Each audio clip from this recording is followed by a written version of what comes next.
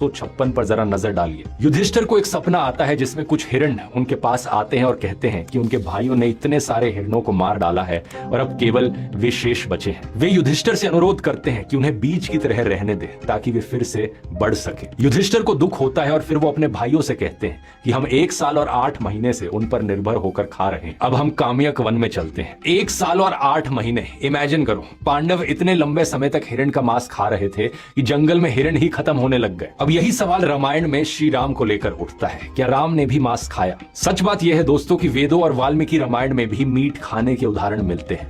स्वामी विवेकानंद ने भी अपनी किताब the east and the west में लिखा है, आधुनिक वैष्णव एक दुविधापूर्ण स्थिति में खुद को पाते हैं। रामायण और महाभारत में ऐसे उदाहरण मिलते हैं जहां राम और कृष्ण को मांस का सेवन करते हुए और मदिरा पीते हुए दिखाया गया है। सीता देवी रिवर गॉडेस गंगा को कसम देती हैं कि वे मांस, चावल और वाइन के 1000 मर्तबान ऑफर करेंगी। सीता जी गंगा को मीट ऑफर कर रही हैं। ये वाल्मीकि रामायण का अयोध्या कांड अध्याय 52 श्लोक 89 है। स्वामी विवेकानंद इसी श्लोक का उल्लेख कर रहे हैं। और महाभारत के उद्योग पर्व अध्याय 58 श्लोक 5 का, जहां संजय कहते हैं कि उन्होंने कृष्ण और अर्जुन को चंदन का लेप लगाए हुए, फूलों की माला पहने हुए और मधुवासव पीते हुए देखा। और अर्जुन दोस्तों, आज हम आपको ऐसी जानकारी देने वाले हैं जिसे देखकर आप चौंक जाएंगे। मांस एक ऐसी जरूरत बन चुकी है जो 90% लोग मांस को खाते हैं और करोड़ों लोग, करोड़ों हिंदू तो मांस को त्योहारों में जो है प्रसाद के रूप में खाते हैं। करोड़ों लोग त्योहारों के कारण मांस नहीं खाते हैं। तो क्या हमारे श्री रामचंद्र जी व पांडव भी मांस खाते थे? ये भी मांसाहारी और शराबी थे? तो आइए हम आपको दिखाते हैं विथ प्रूफ, इनको भी मांसाहारी और शराबी बता दिया गया है। क्या ये बात सच है? क्या ये हमारे शास्त्रों में वर्णित है? आइए हम आपको सारी जानकारी इस वीडियो के थ्रू आपको दिखाने वाले हैं। तो दोस्तों, बने रहे हमारे वीडियो में। वीडियो पर पहली बार इस वीडियो को लाइक करें, चैनल पर नए सब्सक्राइब करें और बेल आइकन का बटन जरूर दबाएं।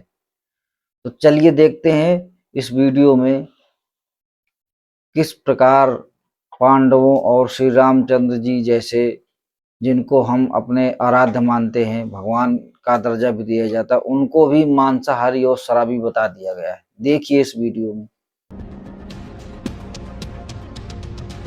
देश में आज के दिन करोड़ों हिंदू ऐसे हैं जो धार्मिक कारणों की वजह से मीट नहीं खाते और ये स्क्रिप्चर्स के हिसाब से सही है। जैसे कि महाभारत में अनुशासन पर्व के चैप्टर 116 में युधिष्ठिर भीष्म से पूछते हैं, मांस खाने से क्या नुकसान होता है? इस पर भीष्म कहते हैं कि राजन, जो जीवन भर किसी भी प्राणी का मांस नहीं खाता वो स्वर्ग में श्रेष्ठ और विशाल स्थान पाता है। मांस खाने वाले कुंभीपाक नरक में पकाए जाते हैं। अहिंसा परम धर्म है, परम संयम है, परम दान और परम तपस्या है। अब ये सुनकर आपको लगेगा दोस्तों की बात क्लियर है, लेकिन रुको जरा। वही भीष्म उसी कॉन्वर्सेशन में थोड़ी देर बाद कुछ और भी कहते हैं। मनु को कोट करते हुए वो कहते हैं, जो मांस वेदों के नियमों के अनुसार मंत्रों द्वारा सैंक्टिफाई किया गया है, पितरों के लिए होने वाले अनुष्ठान में बना है, वो मांस शुद्ध है। मतलब एक ही कॉन्वर्सेशन में दोनों बातें कही जा रही हैं और ये कॉन्ट्रडिक्शन सिर्फ भीष्म तक सीमित नहीं है। व्यास संहिता, जो हिंदू धर्म की एक प्रमुख टेक्स्ट है, उसमें साफ लिखा है कि ब्राह्मण को किसी भी ऐसे जानवर का मांस नहीं खाना चाहिए जो रिलीजियस सैक्रिफाइस के अलावा किसी दूसरे पर्पस से मारा गया हो। और जब वह किसी धार्मिक समारोह में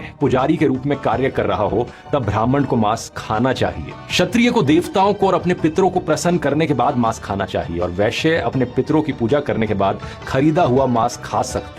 अब मनुस्मृति को देखो। मनुस्मृति के चैप्टर 5 वर्स 27 में कहा गया है कि आप मांस खा सकते हैं जिसे मंत्र से पवित्र किया गया हो, पानी से स्प्रिंकल किया गया हो। अब आप सोच रहे होंगे कि ठीक है, स्क्रिप्चर्स में थोड़े बहुत रेफरेंसेस मिल जाते हैं, लेकिन प्रैक्टिकली कौन खाता है? आज का जमाना अलग है, परंपराएं बदल चुकी हैं। ये बात डाइजेस्ट होनी काफी मुश्किल लगती है, लेकिन बात सच है। आज के समय में भी मांस खाना बहुत से ब्राह्मणों के कल्चर का हिस्सा है और ये कोई छुपी हुई बात नहीं है। कोंकण क्षेत्र के कई सरस्वत ब्राह्मण मछली को समुद्र पुष्प कहते हुए मछली खाते हैं। उनका कहना है कि एक समय सरस्वती नदी सूख गई थी जिससे अकाल पड़ गया था और केवल मछली ही उनके जीने का सहारा थी। बंगाली ब्राह्मणों में भी मछली खाना आम बात है और मछली सिर्फ खाना ही नहीं बल्कि उनके रिचुअल्स का भी हिस्सा है। बंगाली शादियों में एक रिचुअल है तत्व रसम, जिसमें दूल्हे का परिवार सजी हुई रोहू मछली दुल्हन के परिवार को उपहार में देता है। मृत्यु की रस्मों में भी 13वें दिन मत्स्योमुखी अनुष्ठान में मछली खाई जाती है। हैं। और सिर्फ मछली ही नहीं, तारापीठ मंदिर में मछली और मटन, कोलकाता के काली घाट मंदिर में मटन, आसाम के कामाख्या मंदिर में मछली और मटन,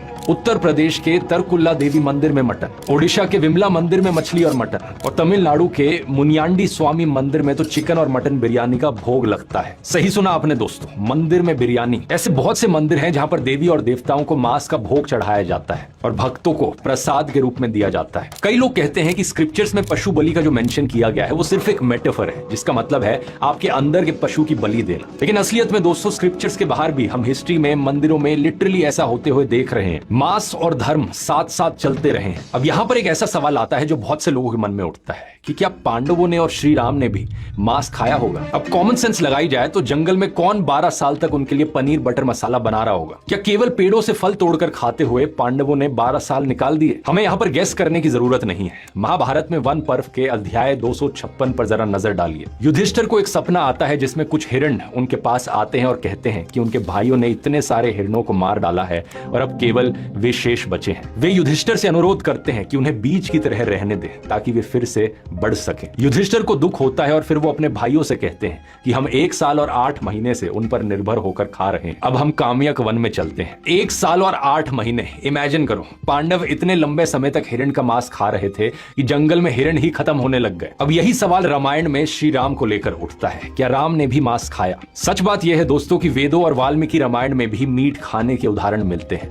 स्वामी विवेकानंद ने भी अपनी किताब the east and the west में लिखा है, आधुनिक वैष्णव एक दुविधापूर्ण स्थिति में खुद को पाते हैं। रामायण और महाभारत में ऐसे उदाहरण मिलते हैं जहां राम और कृष्ण को मांस का सेवन करते हुए और मदिरा पीते हुए दिखाया गया है। सीता देवी रिवर गॉडेस गंगा को कसम देती हैं कि वे मांस, चावल और वाइन के 1000 मर्तबान ऑफर करेंगी। सीता जी गंगा को मीट ऑफर कर रही हैं। ये वाल्मीकि रामायण का अयोध्या कांड अध्याय 52 श्लोक 89 है। स्वामी विवेकानंद इसी श्लोक का उल्लेख कर रहे हैं। और महाभारत के उद्योग पर्व अध्याय 58 श्लोक 5 का, जहां संजय कहते हैं कि उन्होंने कृष्ण और अर्जुन को चंदन का लेप लगाए हुए, फूलों की माला पहने हुए और मदवासव पीते हुए देखा। और अर्जुन की अपनी कसम देखिए, द्रोण पर्व चैप्टर 73, जब अर्जुन जयद्रथ से लड़ने जाते हैं तो वो कहते हैं कि अगर मैं कल तक जयद्रथ का वध नहीं कर पाता तो मेरा भी वही हश्र हो जो उनका होता है, जो अपने माँ या बाप की हत्या करते हैं या किसी ब्राह्मण की हत्या करते हैं या किसी के बारे में गलत बोलते हैं या खीर अथवा मांस खाते हैं देवताओं को भोग लगाए बिना। समझ रहे हो दोस्तों, अर्जुन ये नहीं कह रहे कि मांस खाना पाप है, वो ये कह रहे हैं कि देवताओं को भोग लगाए बिना मांस खाना गलत है। मतलब मीट खाना नॉर्मल था, बस एक रिचुअल प्रोटोकॉल फॉलो करना था। अब आप में से जो लोग हिमाचल, मध्य प्रदेश, गुजरात, राजस्थान, हरियाणा जैसी स्टेट्स में रहने वाले हिंदू हैं, उन्हें यह सब सुनकर बहुत अजीब लग रहा होगा, क्योंकि इन सभी स्टेट्स में मांस को छूने से भी हमारा धर्म भ्रष्ट हो जाता है। और अर्जुन देवताओं को मांस का भोग चढ़ाने की बात कर रहे हैं। लेकिन बात यह है दोस्तों कि बहुत से मंदिरों में आज भी ऐसा होता है। वेस्ट बंगाल के दक्षिणेश्वर काली मंदिर और थनथनिया कालीबाड़ी मंदिर और केरल के प्रासनिक कड़ावू मंदिर में मछली का भोग चढ़ाया जाता है। और इसके अलावा रामायण के मैं कुछ और श्लोक भी बता देता हूं जहां मांस खाने के रेफरेंसेस है। कहीं आपको लग रहा हो वो पुराने 1-2 श्लोक चेरी पिक किए गए हो तो अयोध्या कांड में अध्याय 52 श्लोक 102, जहां राम और लक्ष्मण के एक बोर, एंटीलोप और हिरन का शिकार कर उनका मांस खाने की बात कही गई है। अध्याय 96 के श्लोक 1 और 2 में रोस्टेड मीट की बात की गई है। सुंदरकांड के अध्याय 36 में जब हनुमान सीता जी के पास संदेश लेकर जाते हैं तो कहते हैं कि राम ना तो मांस खाते हैं ना ही मदिरा का सेवन करते हैं। यानी सुंदरकांड में राम का मांस नहीं खाना एक ऐसी बात है जो स्पेसिफिकली मेंशन की गई है।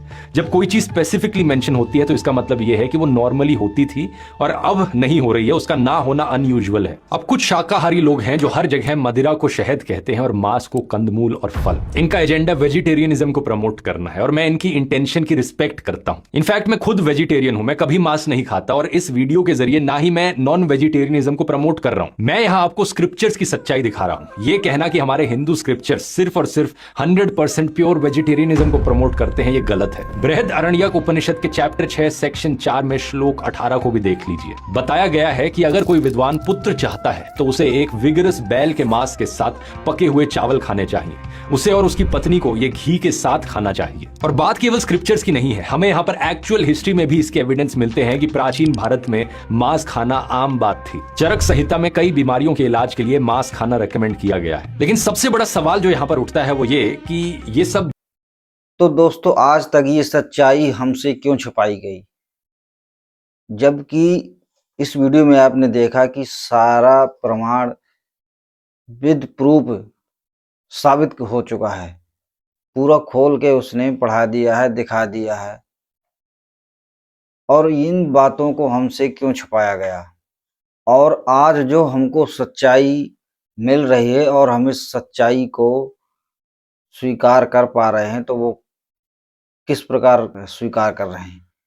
आज संत रामपाल जी महाराज ने सारे शास्त्र खोलकर हमको दिखा दिए, बता दिए हैं। तत्व ज्ञान की रोशनी से हमको सब कुछ अब समझ में आ रहा है, आखिर सच्चाई क्या है और हमको बताया क्या गया है।